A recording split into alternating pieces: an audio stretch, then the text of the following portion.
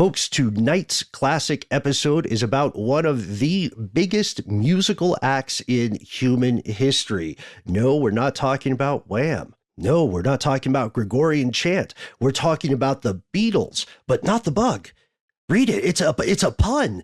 It's like beat. I know that escaped me for a long time, guys. Turns out there would be no Wham or Gregorian chant or dancing or magazines if it weren't for the Beatles.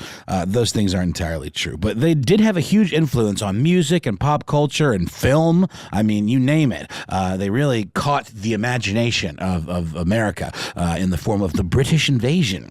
Yeah, the Beatles. I'm sorry.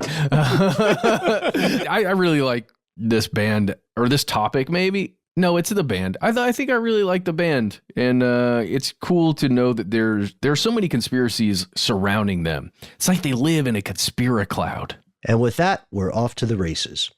From UFOs to psychic powers and government conspiracies, history is riddled with unexplained events. You can turn back now or learn the stuff they don't want you to know.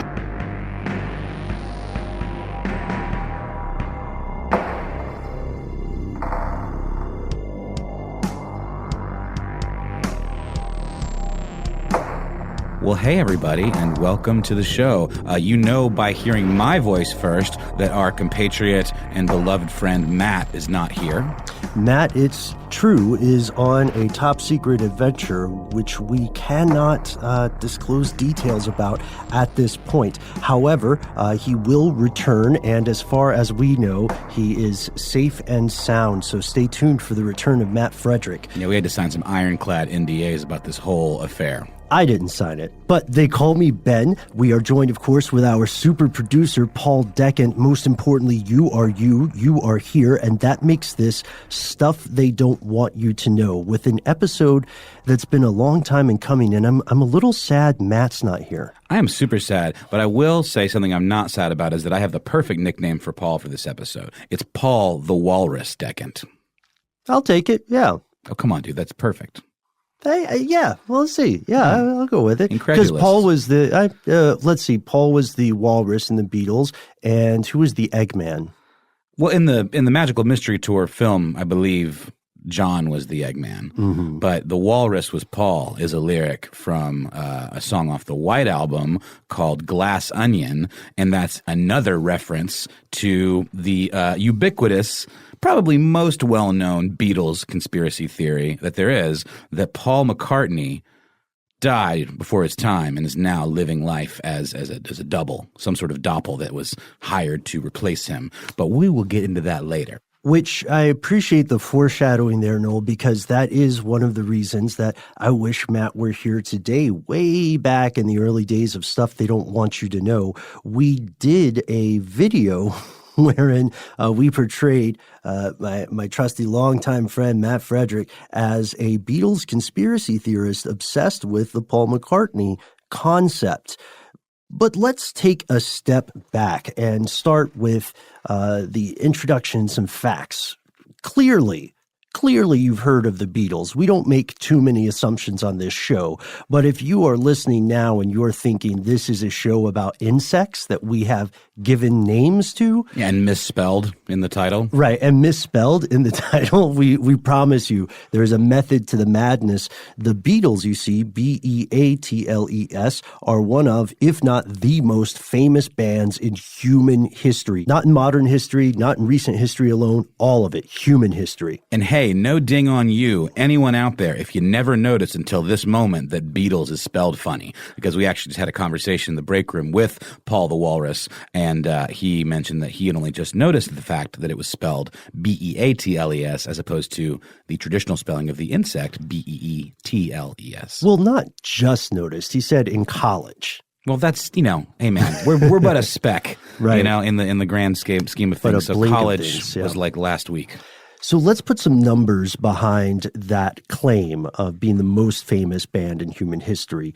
According to UK newspaper Note The Guardian, the Beatles have sold over 178 million units or albums. That's not counting the over 1.6 billion singles they've sold, closer to 2 billion now. And that's not counting the innumerable movies, documentaries, covers, tributes, action figures, branded toys, the hobo teeth, other merchandise, board games, and so on associated with the band. I'm sorry, the what?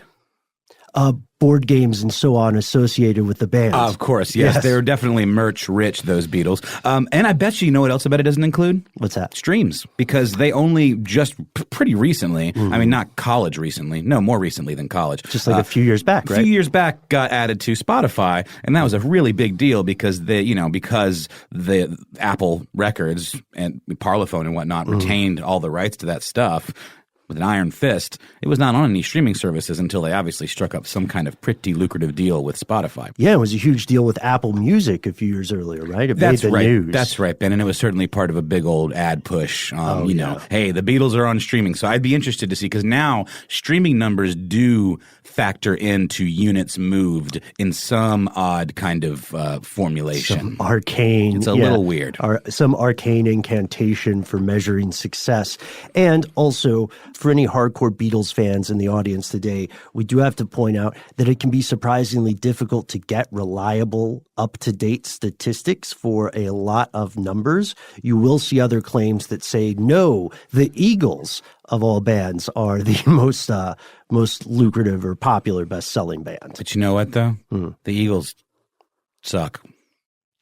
You're one of those, huh? Yeah. I'm a bit of a Lebowski. You know what? No, I'm just being a curmudgeon. The Eagles do not suck. I will tell you, though, this is apropos of something. Sure. I went through with a friend of mine. I said something like, what do the Eagles have, like 5 hits? The guy's like, no, dude, it's like 20. And it is almost exactly 20 giant hits that the Eagles had. So whether you dig their music or not, they were highly influential, at least in terms of the mainstream. I think it's the ubiquity of the Eagles that turns a lot of people off, because, they're famous in elevators across the planet. You'll hear some sort of version of, I'll tell you what, nothing is quite the same level of depressing as being alone in a grocery store at 3 a.m. and hearing an instrumental Muzak version of Desperado playing while you're walking by the frozen food aisle. I will say I really do like the Los Lobos version of Hotel California that's on the Big Lebowski soundtrack. Yeah. I mean, the covers are great. But you could say, I don't know, you could say the same thing about the Beatles. There are so many Beatles covers that have been done through so many iterations that they're eventually just becoming this sort of musical canon that everybody knows how to play a variation of. I mean, it's no surprise then that even in 2018, with, spoiler alert, half of the Beatles dead, fans and fringe theorists alike insist that the world has yet to hear the true story of what are also known as the Fab Four. That's Fab short for fabulous. Mm-hmm. This whole crazy tale of the Beatles begins way back in the mid-50s with a kid who was kind of a popular cool guy, a hothead. Yeah. And he was really down with this whole skiffle scene. You know what the skiffle scene is? The skiffle craze. Yeah, give it to me. I always have a hard time remembering how one would, because I think it's sort of a folk thing. We've talked about it before. Sure. Skiffle. Yeah, it's sort of like a blues-based folk hybrid that sort of takes American traditional music and turned it a little bit into more of a rock and roll kind of jug band kind of thing. It's a pastiche of folk music, American music that was popular at the times. And John Lennon and co. were particularly enamored of American prison songs from the South. So when John Lennon took some of his buddies and formed a group called the Quarrymen, they would play these prison songs from the American South during what was known as the skiffle craze. Lennon was around 17 at this time, but he already knew another kid who was a couple years younger than him who really wanted to be cool, a little bit more of a straight-laced kid with stricter parents.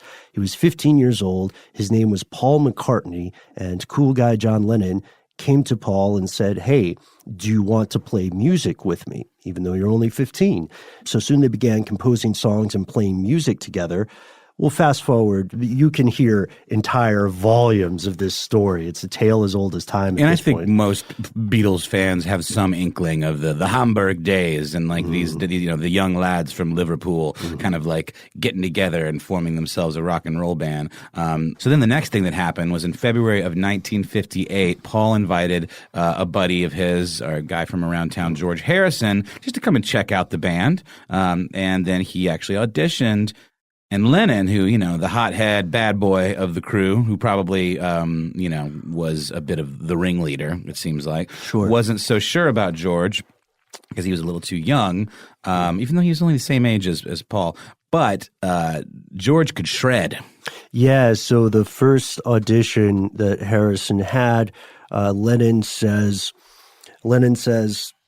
well, he's too young. He's pretty good, but he's too young. So young George comes back a second time, and according to the story, he played a lead guitar part from a song they all knew on the top level of a double-decker bus. And John Lennon essentially went, okay, yeah, fine, forget it. He's 15. He's also our lead guitarist. Yep. And then eventually other members of the Quarrymen set left. So they were in a weird situation. It was just John, Paul, and George, and they were playing guitar pretty much when they could find a drummer. And they said, we need some more people. And that's when they started picking up some names that are going to be familiar to more hardcore Beatles fans, but maybe not familiar to people who only know the Fab Four. Yeah, they picked up a guy named Stuart Sutcliffe, who played a little bass.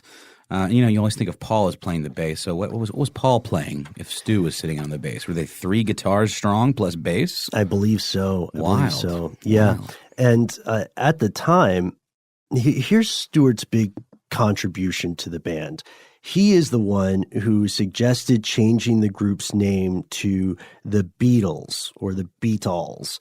And you'll hear a couple of different spellings. And he said this as a tribute to Buddy Holly and the Crickets, a group that both John Lennon and Paul McCartney had idolized for some time. And clearly Stu felt the same. Over the 1960s, their name would change a few more times. First to the Silver Beatles. Always retaining that B-E-A-T spelling, though, which is important because that's sort of like the little bit of a play on words. It's gold, Jerry, gold. It's gold. And I wonder, too, if it was a reference to, there was a zine, I guess, for lack of a better term, called Mercy Beat that one of John Lennon's high school buddies started. And that's Mercy, M-E-R-S-Y-B-E-A-T. And that was actually the publication that kind of covered a lot of the early Beatles exploits in that skiffle movement or whatever. Yeah, could be. A lot of times, well, at least Stuart Sutcliffe himself will attribute that inspiration for the name to himself. It's probably true in some way, but also, people are fond of that kind of attribution. While they were going through this name change, they said, okay, look, we just need a drummer. And so they hired a guy named Pete Best. And for a time, they were playing as a 5-piece band. Their first British performance as the Beatles happens on December 17th, 1960, at a place called the Casbah Coffee Club in Liverpool. Casbah is in Rockin' Thee. And while they were recording for the first time in the studio in August of 1962 during their first session together, Pete Best was apparently just not cutting the mustard. And they got their manager to let go of Pete Best. Well, that was right after, I think it was even the manager, George Martin, who said the drummer's got to go.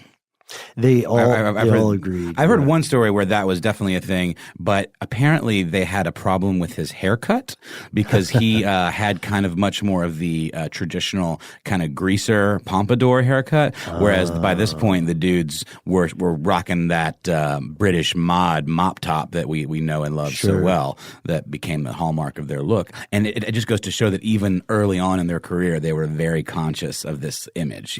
Yeah, and their manager had famously told them that if they wanted to be big, it's like, look, you have to do better image-wise. You can't, because they were just showing up and smoking or eating and drinking on stage and wearing whatever they had been wearing that day. And it's like, you need to get some proper trousers. There's some great quotes about it. especially because I guess that's back when people said trousers more often. So, and it's crazy because this is George Martin's career before he wrote those awesome Game of Thrones books.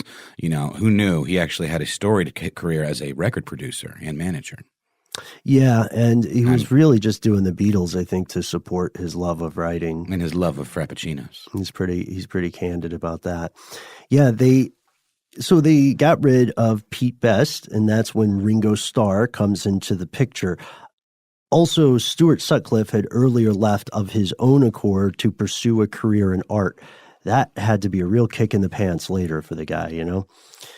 You're familiar with a lot of the discography. In October 1962, their first single as the Beatles comes out. It's called Love Me Do, D-O. It enters the British charts, reaches number 17. Pretty good for a first time out. Yeah, and this is like their earliest days and sound, which is much more akin to like the Phil Spector kind of traditional rock and roll. Yeah. I mean, really just kind of a lot more straightforward, but very catchy melodies that they would continue to incorporate into their future stuff. But it obviously got a little weirder and cooler, in my opinion. Thankfully, yeah, because this is a little bit poppy, boy bandy stuff, you know, simple kind of 3-chord, Buddy Holly-esque, for lack of a better word.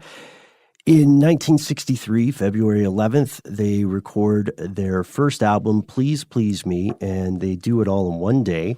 In November 1963, same year, With the Beatles becomes the first million-selling album in Britain.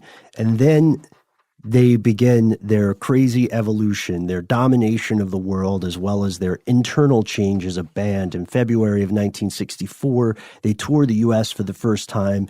People lose their minds. They're out of their gourds. The barn doors wide open, whatever idiom you want to use. They're nuts. This is where you see a lot of that archival footage of people just screaming and screeching as the guys get off the plane. Yeah, I mean, in particular, young ladies, they were quite fond of these lads from these Liverpudlian lads. Did you know that's the word for it? Liverpudlian, yeah. There's a weird, inexplicable D in there. There's one story about how a woman came up behind Ringo and like snipped a lock of his hair. So this was during their first trip to the United States. I believe they did the Ed Sullivan Show and then broke TV record numbers. Blew up. And I know a lot of us listening today will say, well, yeah, of course somebody's going to sneak up behind you and snip a lock of your hair. That happens, you know, that happens on a semi-regular basis, but this was a different time. So things begin to move. Wait, are you kidding? What? Are you kidding about the lock of your hair snippery? No, that hasn't happened to you? No. I don't think I've reached those heights yet. We hang out maybe just at different circles. I guess so. We hang out together a lot, though, Ben. Are people doing this to you? Are you okay? Dude, do you want me to point it out when someone does it to you? Please. Okay. You have my word. So you think they're just being really stealthy about it. I'm just not noticing. I feel like I've seen it happen, but you acted like it was normal. I was none the wiser, my friend. Well, that is, you know what, as a team, we can all do better. Also, typically it is Matt who is sneaking up behind you. Just want to put that out there. Oh, I've caught him doing that before, just in the hall. But listen, I wanted to point one thing out before we move on. In 65, the Beatles play Shea Stadium, and it's just like bonker nanzas. And it's like that was literally the creation of the arena rock genre. Even though it's funny because the Beatles, you don't picture that as being a mega rock show because they're even like their early stuff that's a little more traditionally rock and roll. Again, it was a very different time. Yeah, you know, one of the things that really pushed them to that arena status is the year earlier, on July 6th of 1964, they had debuted the film A Hard Day's Night, and they had released a soundtrack with that on August 10th. That reached number one. That soundtrack included additional songs. So they were doing something very intelligent. They were releasing albums concurrently or roughly concurrently with films. So if you're a super fan, you can embrace multiple avenues of fandom this way.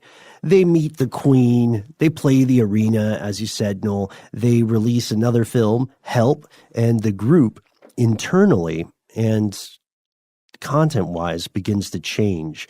On December 3rd of 1965, they released Rubber Soul. This is often cited as a turning point for the band. They begin to depart from those very straightforward rock and roll roots we mentioned earlier. They released Revolver in 66. They released Sgt. Pepper's Lonely Hearts Club Band in 67. It becomes the highest-selling British album of all time, and I think it still holds up. I really like that album. Which one? Sgt. Pepper's Lonely Hearts Club Band. Oh, yeah, it's okay. Yeah, it's okay. It's what they call a stone cold classic, my friend. Yeah, I agree. They released Magical Mystery Tour in 1967. That's actually my favorite. November 27th. Oh, That's the your super favorite? psyche stuff. That is my fave. More so than the just the Beatles album in 68. You mean the White Album? Yeah, that to me that's a different Beatles though. Like I really like the Magical Mystery Tour and Sgt. Pepper are like the most kind of candy dripping psychedelic records that they have in their catalog. Then the White Album has some weird stuff on it, but it's much more of a songwritery, straightforward kind of. And they also say that was when their breakup was imminent because a lot of people refer to that album as a series of solo songs, Lennon which is true. referred to it as he says it's not a Beatles record. He said it's a series of solo songs. And this is something where the fans perhaps won out over the creators because the creators just released this white album cover and they called it the Beatles, an eponymous record. But everyone else has called it the White Album, and that's what it goes down in history as. They've also been releasing films, but yes, their internal organization is beginning to stagnate and decay. In January of 1969, a documentary is filmed. It's called Let It Be, and it's intended as an account of the Beatles' rebirth, but instead it ends up chronicling their demise, and they are headed for an inevitable breakup. Speaking of breakups, let's take a break for a word from our sponsors.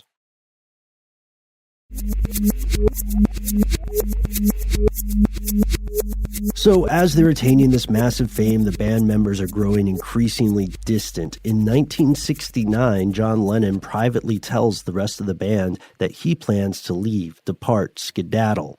They ask him to keep it under wraps, so they keep this statement private. In April of 1970, Ringo Starr is the only one to show up for a final studio session for a Beatles record. There's no real formal announcement. They had intended to let it peter out, but on April 10th, Paul publicly announces his own departure and news spreads that the Beatles are no more. Their 13th and final album, Let It Be, is released on May 8th. In the aftermath, without delving into all the legal issues they had and all the personal acrimony that occurred, we should just say that the band's breakup did not end well. It was not amicable. And for a time, several members, particularly Paul McCartney, felt really constrained and tied down by the various agreements they had made as the Beatles. In December of 1980, John Lennon fatally shot. November of 2001, George Harrison succumbs to lung cancer. As we record this, Ringo Starr and Paul McCartney are still alive, still with us, the last living members of the world's best-selling band. And oddly enough, many of their fans suspect these two men may hold secrets their bandmates took to the grave. So here's where it gets crazy. Yeah, I mean, it's hard to be a band that rises to such meteoric fame so quickly and sustains that fame, not only sustains it as a popular phenomenon, but actually as a critical darling, and just considered to be incredible artists and songwriters and influencers of the zeitgeist and like recording techniques and everything you could possibly imagine pop culture wise, these guys had their hands in, it's very difficult to be that influential and not have people coming up with some interesting theories about stuff that went on, especially considering that they were a little clandestine about certain aspects of their lives and their careers. Early on, they had this image of like this squeaky clean kind of boy band almost like a manufactured thing with the screaming girls at Shea Stadium and whatnot.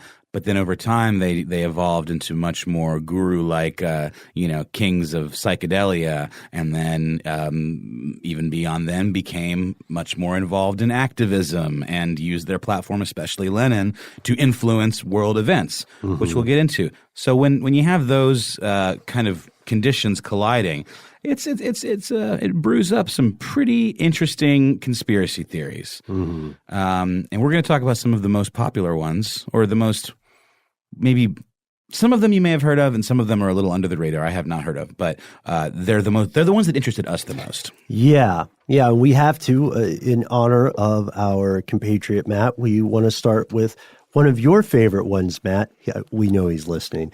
Hey, Matt. It's that Paul McCartney is dead. This is, as you said, Noel, one of the most well-known, perhaps strangest Beatles conspiracy theories. The idea is the following. The real Paul McCartney, the one that you see in various interviews or appearances or the occasional cameo, isn't Paul McCartney at all. That man is an imposter. The genuine Paul McCartney, the little, what's the word, Noel? Liverpudlian? Liverpudlian. Liverpudlian, the little Liverpudlian. Little Liverpudlian. Actually died in the early hours of November 9th, 1966, after his car skidded off an icy road and crashed into a pole. According to the story, when John Lennon and George and Ringo found out about this death, they thought that they would not be able to come back from it, because we just walked through their earlier timeline. This is 66. A lot of great things are happening. They're reaching heights, but they think they have further to go. So, according to this legend, they covered up his death by replacing him with a lookalike, a guy named Billy Shears, who already looked, acted, and even sounded like the actual Paul McCartney. You mean Billy Shears from A Little Help from My Friends? On, when they go, Billy Shears. And that's the guy. That's Ringo's character in Little Help from My Friends. What would you think if I sang out of, Yeah, that's Billy Shears. So is that a clue? Maybe it is. And I'm glad you mentioned clues here, because the question is, are you hearing Billy Shears or Billy's here?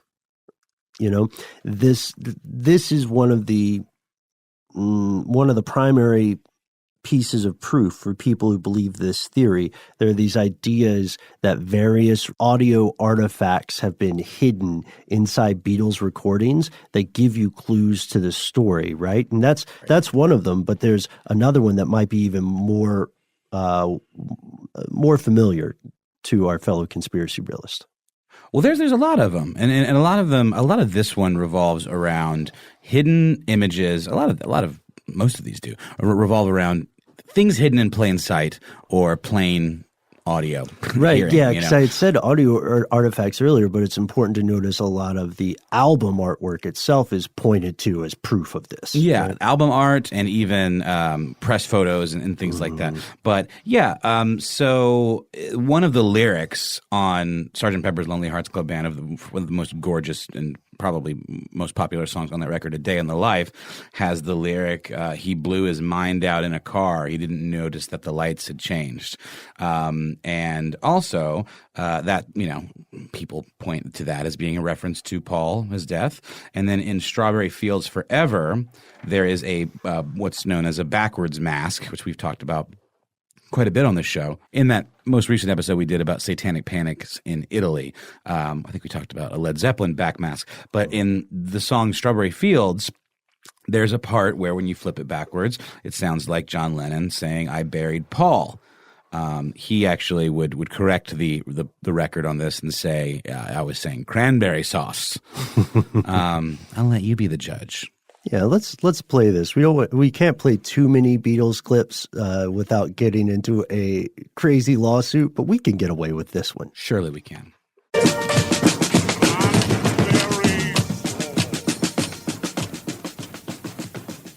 Sure sounds like that to me. I don't hear cranberry sauce. What do you hear, Ben?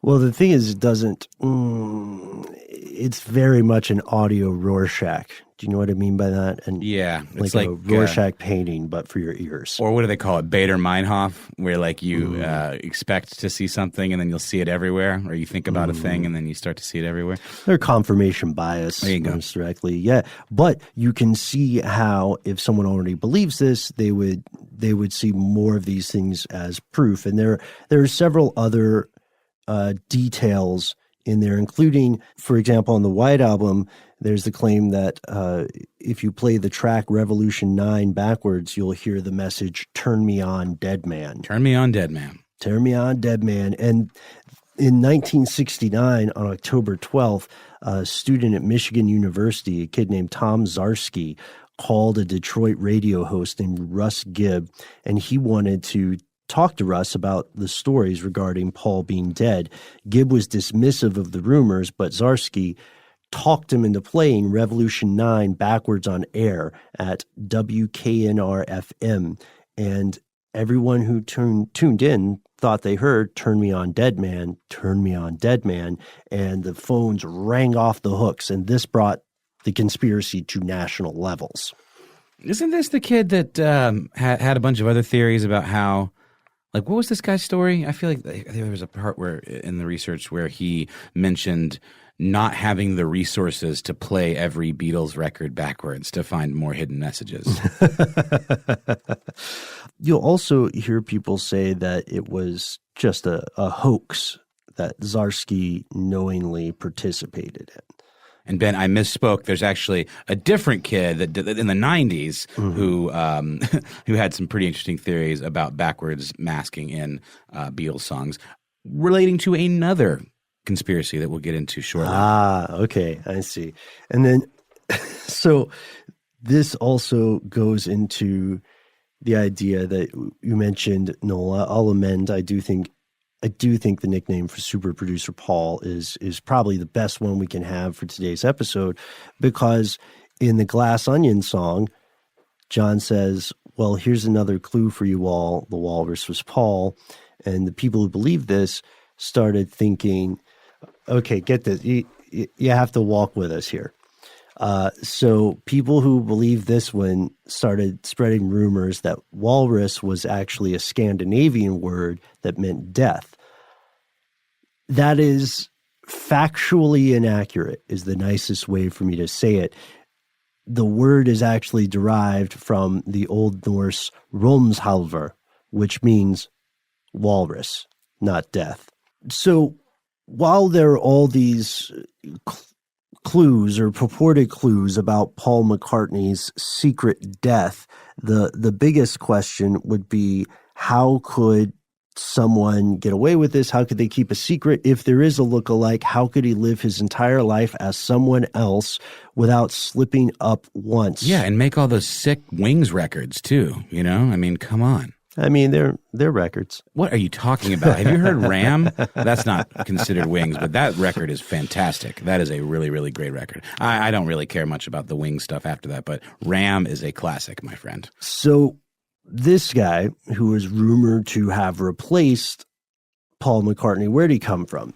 Billy Shears, we called him. His full name is William Shears Campbell. He was the winner of the 1965 Paul McCartney look-alike competition. That's right. He apparently was an orphan who hailed from Edinburgh, and it just so happened, to my previous point, Ram, he was also a pretty good mimic in terms of the type of songs that he could actually write himself and the way he sang and his mannerisms. So, yeah, this is interesting detail here. Yeah, but the issue with it is that for people who believe there is a body double, they believe there are minuscule differences between the actual Paul's face and the impersonator or imposter's face, and you can find plenty of blogs and forums wherein they describe what they see as the multiple provable differences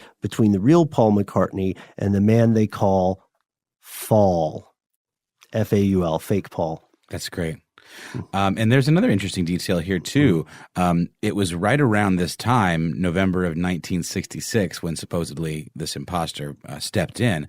That's when the Beatles stopped touring. They were never really much of a touring band. They played these handful of big, giant stadium shows around the world, but not in the sense that we know today in terms of bands that just grind it out on the road for months at a time. They were not that kind of band, and they just stopped entirely to focus on their recorded output. And, you know, some conspiracy-minded types might point to the idea that it's a lot easier to hide these kinds of things if you're not constantly out in the public eye, and you can control your image and the output of photographs and liner notes and what have you, right? That's a valid point for sure. And this theory, of course, is also one of the oldest ones about the Beatles. You can trace it back to 1969 when a guy named Tim Harper, who was the editor of a student newspaper at Drake University, published an article called "Is Beatle Paul McCartney Dead?" And then, later in that year, it gets the national coverage because it's on the radio. It takes off like gangbusters, and people still believe it to some degree today. As you might imagine, the Paul McCartney or fake Paul McCartney, whichever you choose, folks, was asked about this before. And he said that I bet he said something jovial and delightful, didn't he? He was surprisingly diplomatic. He said, "Well, I haven't been in the public eye. I took some time off, so maybe that's why people thought I was dead." Mm-hmm. And then, there's that question of like, when you're at that level of fame and prominence, do people treat it like you're dead when you decide not to be on the front of magazines and then these covers? If anything, hopefully he looks at it as a flattering thing. I'm not sure how to take it. What would you do if you were accused of being your own body double? Yeah, that'd be tough, man. I have been accused of this, though, actually. Someone on one of the forums mentioned that on this show, I sound really serious. And on our other show, Ridiculous History, I sound much more upbeat. And is it possible that I have some sort of clone or double action going on? Saw that. I imagined you'd be pretty delighted by it. I thought your answer was diplomatic. It was, I try. I can't claim to be as diplomatic as Sir Paul McCartney. But speaking of which, let's talk about a couple of more image-related clues to this particular one. On the cover of Sgt. Pepper's Lonely Hearts Club Band, which is just chock full of references and things and different characters from history, like I believe Karl Marx is on there. Mm-hmm.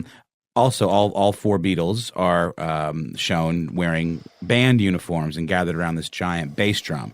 And Paul has his right hand over his head, and this has been interpreted to represent an Eastern symbol that means death.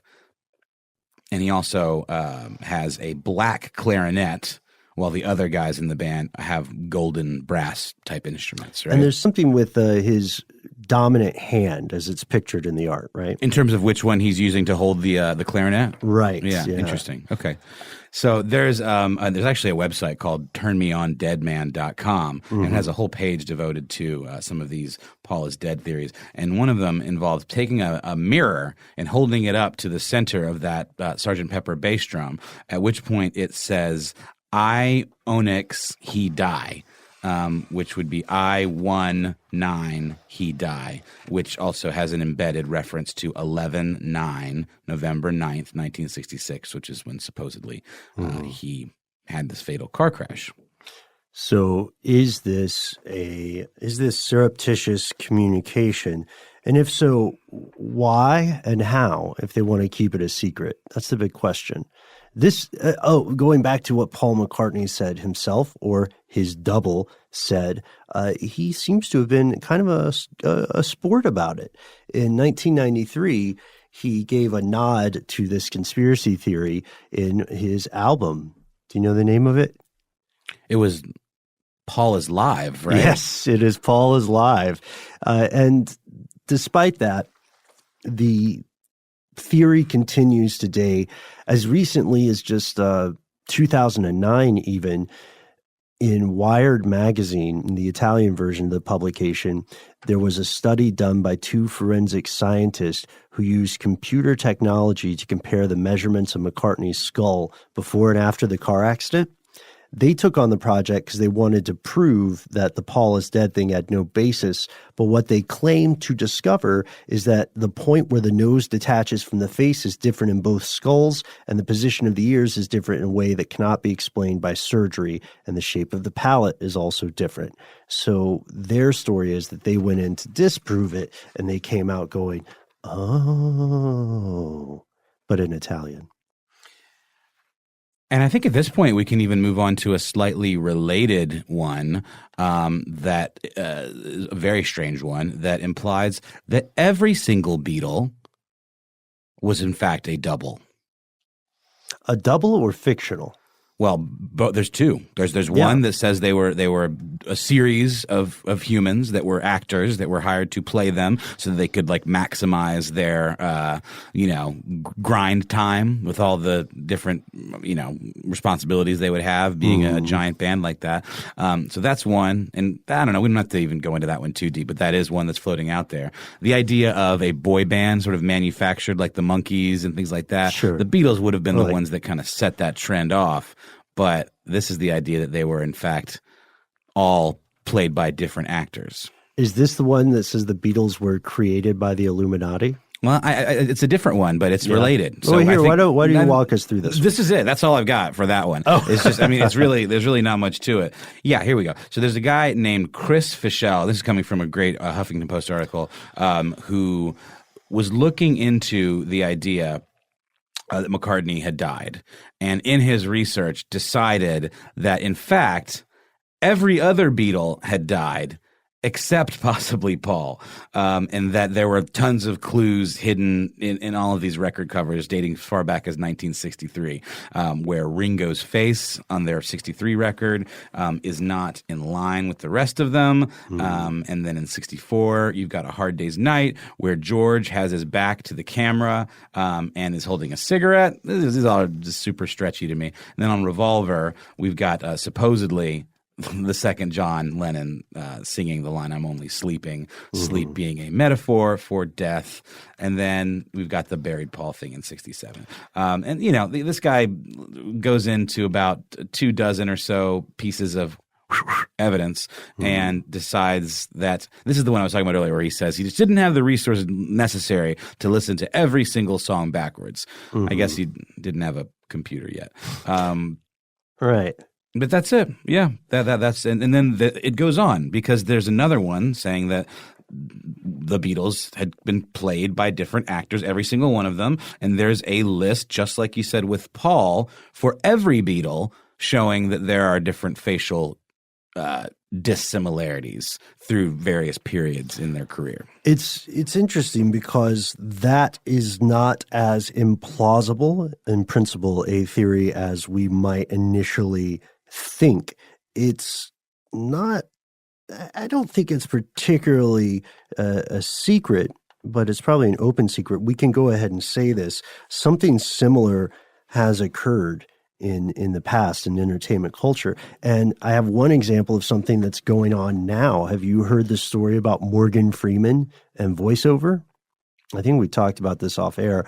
Morgan Freeman has an iconic voice. Of course. And he'll lend it to anything. You hear him. Yeah. Often even when he's in any film, he's just the narrator because he's that well known for this. So you got an Amex card commercial, Morgan Freeman will do it. Right. You got to break up with your girlfriend, get Morgan Freeman on the phone, soften the blow. She'll walk away giving that voicemail message 10 stars. Also, don't break up with your significant other over the phone. You know what I mean? It's not nice. Be an adult. But but the strange thing about Morgan Freeman, and that a lot of people don't know, is that he has been getting so much voice acting work, and he is so well known and so popular in the industry that his prices go up. And if he doesn't have the time or the inclination, or if you don't have the money to afford him, he will recommend his secret voice double.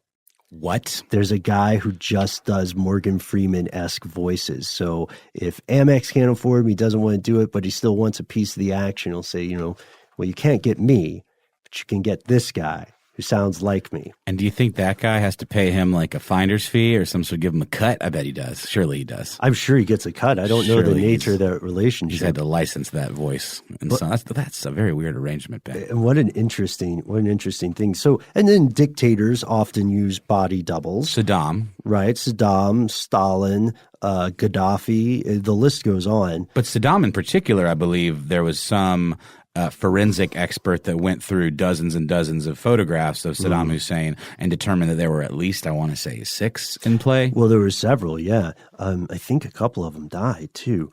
But we say all that to say it is not entirely out of the realm of possibility that someone could have a body double in the entertainment industry. What differentiates this theory is the idea that it would be so prolific and so successful. I mean, I wonder if it happens with K-pop, which is another huge industry. But not every Beatle, as we know, ended up being one of the Fab Four. Pete Best got kicked out. There's also this conspiracy theory that says the Beatles tried themselves to kill Pete Best. And these are just some of the beginnings. We have some more to explore, but maybe let's give that some room to breathe. We'll be back after a word from our sponsor.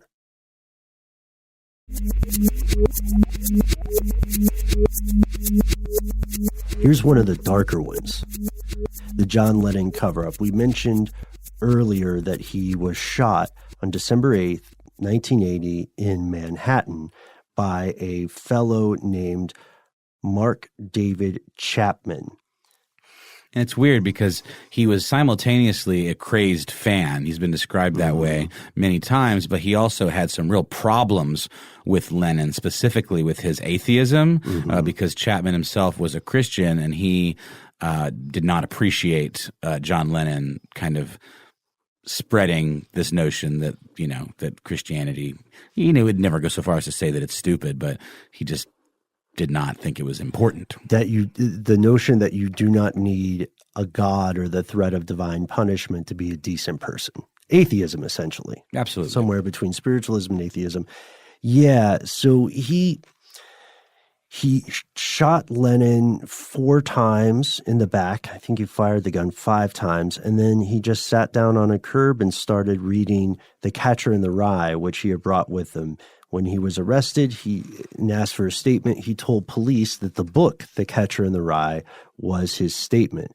This has got to be a real terrible occurrence for J.D. Salinger. Well, this is a recurring thing.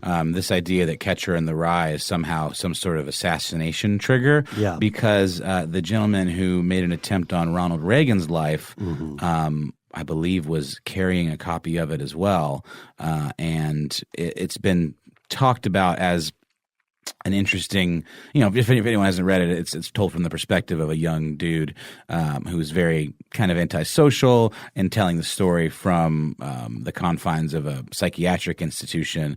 And it sort of normalizes that kind of outsider mentality, the kind of lone wolf. He doesn't kill anybody in the book, spoiler alert, but he talks about things along those lines. And there's a huge thematic thread going through this story in which Holden Caulfield, the protagonist, or at least the main character, wrestles with the concept of what is real and what is fake, who is phony, who is sincere. And yes, it has been alleged in various conspiracy theories that Catcher in the Rye was used as a psychological trigger by intelligence agencies. So in this theory, John Lennon was not killed so much by Chapman himself. He was more killed by remote control. The idea is that Chapman was programmed by U.S. government agents to kill Lennon, and they used the novel as a signal to go ahead with the operation. So either it was a subtle signal to Chapman that other people wouldn't understand, or it was a trigger that he was programmed, brainwashed essentially into following. Like he sees this or hears a passage read aloud and it triggers a certain set of actions. This sounds like if it were a breakfast dish, it would be nuts and bananas. But it is true that John Lennon, like other celebrities and musicians and political activists, John Lennon was being monitored by U.S. intelligence agencies to some degree. All this theory does is go further. We should also mention that Mark David Chapman, at the time of this recording, is alive and well. He just had a parole hearing earlier this year. He was denied parole. Because the parole board wrote back to him and said, You admittedly carefully planned and executed the murder of a world-famous person for no reason other than to gain notoriety. While no person's life is any more valuable than another's life, the fact that you chose someone who is not only a world-renowned person and beloved by millions, regardless of pain and suffering you would cause to his family, friends, and many others, you demonstrated a callous disregard for the sanctity of human life and the pain and suffering of others. Not the most well-written sentence, but you get what they're saying. You know what I mean? Yeah, it was a bit of a run-on, wasn't it? It was. They were trying to squeeze in a lot of stuff there. But does it maybe sound like, too, that they're really pushing the onus of this act really hard on him, saying for no reason, you know, considering that this MK Ultra-esque type conditioning was perhaps in play? And knowing what we know, maybe Ben, talk a little bit more about why Lennon was being monitored. Lennon himself was being monitored by the government in the same way that they would keep tabs on someone like Martin Luther King Jr. Sure, yeah. So the concern here, we have to look back. It's 1980. The Cold War is in full swing. Domino theory of ideology is also, it's not something that got left behind in Vietnam, you know. The idea here is that leftist activists who have a public platform could sway the U.S. voter or the world stage. That it was a big concern of the powers that be at the time. But the question then becomes one of technology involved. Like, has the U.S. ever successfully managed to make an individual do something they would not normally do unconsciously? You know what I mean? Like Sirhan claims that he was a Manchurian candidate as well. But then the second question goes to motivation. Had John Lennon done something specific that would have been the straw on the proverbial camel's back? Had he done something that made someone in a shadowy room in D.C. or in Langley go, he's gone too far, send the book? You know what I mean? Yeah. And I don't know, like when you ask this question about like, have we really seen evidence that this is even possible? And this might sound utterly ridiculous, but I'm going to put it out there. I have seen, you know, and you may have too, successful hypnosis. You know, and I know a lot of times it's like certain people are more susceptible to it. But, you know, I went to like a Renaissance fair here in Atlanta, and I don't know, I'm pretty skeptical about this stuff, but I saw some people who I saw walking around earlier at the festival and who were called up or volunteered to go up on stage and were hypnotized super quickly and made to do things that they wouldn't normally do, like cluck like a chicken or, you know, walk around. Who's to say you couldn't take that to the next level and trigger somebody with a word to make them, you know, really do something they wouldn't do, like kill a man? It's an interesting question. I don't know. Well, it goes into not just severity of action or extremity of action, but also severity of time or distance from suggestion to action. It's something I've often called this the chloroform question. So you know how chloroform, we all know this, chloroform in fiction is depicted as something that it's doused on a rag, and then you put it over someone's face, right? Their mouth and their nose, and they pass out for some amount of time. Real chloroform application, or the real usage of it, is much different. You have to hold it there longer, and it keeps people under only as long, really, as it's on them. They'll wake up shortly thereafter. And real hypnosis, we know it can have these short-term effects. People will cluck like a chicken. They will do acts that they might not normally do, but we don't know if it can force them to do things that we would consider depraved, like murder or, you know, cannibalism. Maybe you could get somebody to light a fire if they disassociated it from human harm. But the big question is, can we make some sort of suggestion that will stay for months or years? That's the big question. Like, that's right. Can the Renaissance fair hypnotist make someone cluck like a chicken in 2020? And then recall it with, yes. No, I understand. Yeah. I understand. But it's interesting to see that happen in real time. The potential's there. The potential seems to be there. But, you know, like we say, the human mind is even less understood than, you know, what we understand about space. So Chapman did apologize for being such an idiot and choosing the wrong way for glory to Yoko Ono after he shot her husband. And then choosing the wrong what? choosing the wrong way for glory. So he almost admitted that he did it for like notoriety in some way. Right. He is eligible for parole in 2020. Unlike Sirhan, he has not made ardent, consistent claims that he was brainwashed by any intelligence agency.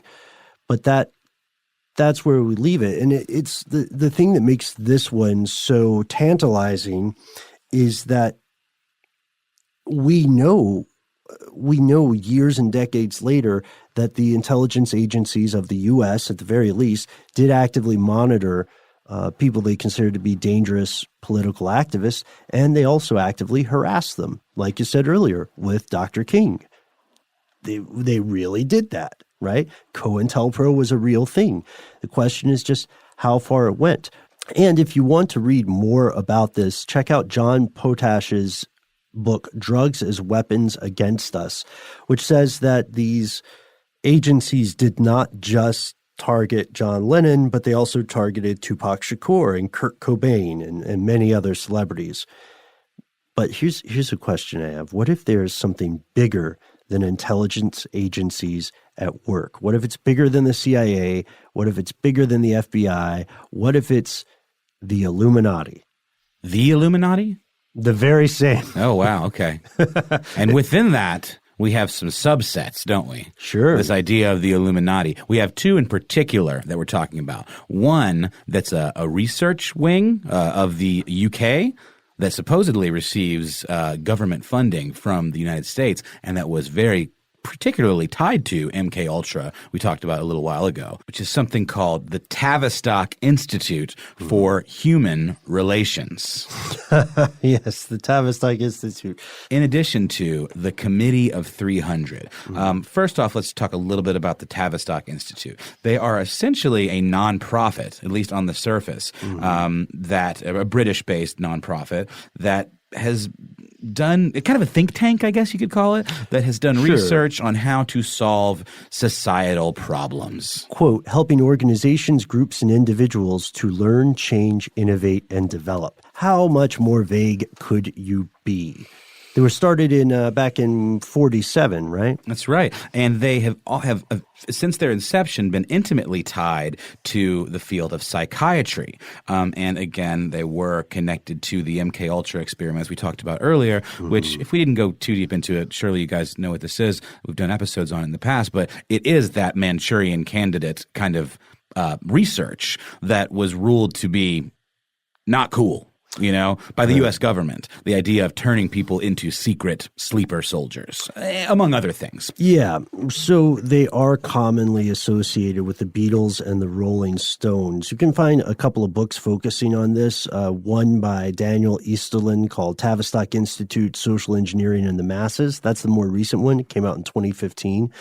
But the concept here is that there's a totalitarian agenda, which ultimately will result in the Illuminati taking over America with the intent of utterly destroying it through rock music and drugs to rebel against the status quo, undermine the family unit, dogs and cats sleeping together, people barefoot in the streets and wearing shoes in their houses. Well, it reminds me of that episode we did a while back about did the CIA manufacture the counterculture? Right. A very similar end, in theory, would be to cause the breakdown of civilized society in some way, or to demonize a particular group, which was, I think, more of what the CIA theory was about. But this one is much more watch the world burn type stuff, isn't it, Ben? Yeah, it is, Noam.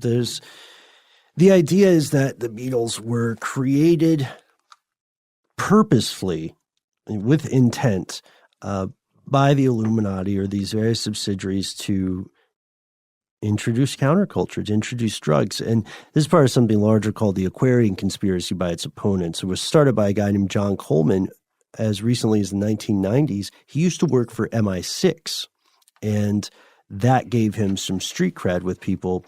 He said that the Tavistock Institute for Human Relations was instrumental in creating this band, and they do some of his claims rest on the similar idea of subtle visual or audible clues, Like he says there's a promo picture from the Yellow Submarine that shows John Lennon flashing the devil's horn sign associated with this mysterious group, and that Paul is making the 666 or Eye of Horus hand sign. Or as I like to refer to it, the AOK emoji hand. Is that what it is? Yeah, kind of. I mean, it's just like putting your finger and your thumb together in a circle and holding out your other three fingers. But, if you draw a line through that O that you're making and then the remaining three fingers, you get 3 sixes. But it's literally, that's what the 666. Yeah. But it's also literally, an emoji and it just means cool. Everything is A-OK, Well, in some places it means butthole. That's fair. I think that's unfair to tourists who don't know that when they're traveling. There was another conspiracy theory or, kind of an alarmist thing that was making the rounds. Oh, about white power? Well, it wasn't white power. I think it was like that teenagers were using that symbol in pictures, and it showed that they were what the kids call DTF. That's down ridiculous. To freak. Yeah. Mm-hmm. Oh, there's also one of the pieces of evidence for the Illuminati idea is that the cover of Sgt. Pepper's Lonely Hearts Club Band also includes a host of, quote, Illuminati stooges, such as Aldous Huxley, Karl Marx, H.G. Wells, and playwright George Bernard Shaw. That's right. Shaw was in it too. Mm-hmm. Yeah. A known Illuminati stooge. I just love it when people are called stooges or tycoons. We do have something else, one more to add on the pile here, and that's the idea that the Beatles did not release all their songs. Did you ever hear this? Yeah, this one's pretty debunkable, but it's one of those ones that I think rabid fans were so jazzed about the idea of, they just wanted to let it ride. But what's the backstory? Yeah, it goes back to 1971. There's a British teenager named Martin Lewis, and he sends a bootleg Beatles recording to a magazine, and he includes extra track names on the bootleg. Songs like Colliding Circles, Left is Right and Right is Wrong, Deck Chair, and Pink Litmus Paper Shirt, and claimed they had been hidden away in the Apple Records vault. The thing is, of course, people thought this was amazing. They wanted to hear these new songs. But the thing is that later Lewis confesses and says the whole thing is a hoax. And like you said, Noel, people don't believe him. He even explained it in an interview with USA Today when he said, "To my shock and horror, many Beatles fans refused to believe me. People told me, your confession is a hoax. I know someone who's got those songs." And so he says, "I'm letting the cat out of the bag again.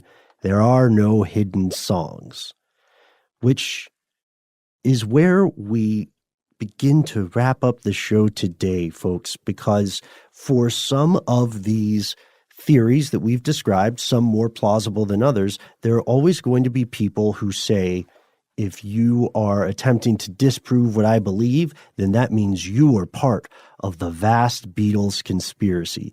But what do you think? Noel, what do you think? Do you think any of these could have some sand or a grain of truth? Do you think Paul McCartney died in the 60s? I don't know, man. I hope not. He seems like the same old Paul, And also it's on balance. We have to think of the ratio to be fair. If there's a body double, he spent more time now being Paul McCartney than Paul McCartney did when he was alive. Whoa. So, in terms of just time spent as Paul, who is more genuine? I know that makes me sound like a horrible person. Not at all. Not at all. But we also want to hear from you, folks, fellow conspiracy realist skeptics alike.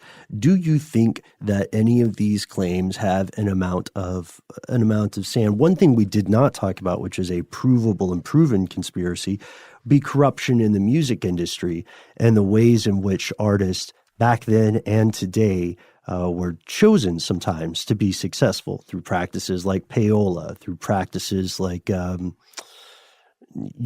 suppressing one record label's output to play the records of another label. Hopefully that's something that we can explore in a future episode. But in the meantime, let us know what you think. You can find us on Instagram. You can find us on Twitter. You can find us on Facebook, on our various community pages. The one for this one is Here's Where It Gets Crazy. Longtime listeners, you hopefully heard Noel and Matt do an episode recently that was entirely composed of fascinating stuff from our community page, right, Noel? Yeah, that was a fun one. Those are always fun to do. And Ben, there was a very disconcerting Ben-shaped abyss in the room with us at that time, but you yourself were not corporeally present. But we did commune with the abyss a couple of times. It's very kind. I am often described as a Ben-shaped abyss. So you can... And that's the end of this classic episode. If you have any thoughts or questions about this episode, you can get into contact with us in a number of different ways. One of the best is to give us a call. Our number is 1-833-STDWYTK. If you don't want to do that, you can send us a good old-fashioned email. We are conspiracy@iHeartRadio.com.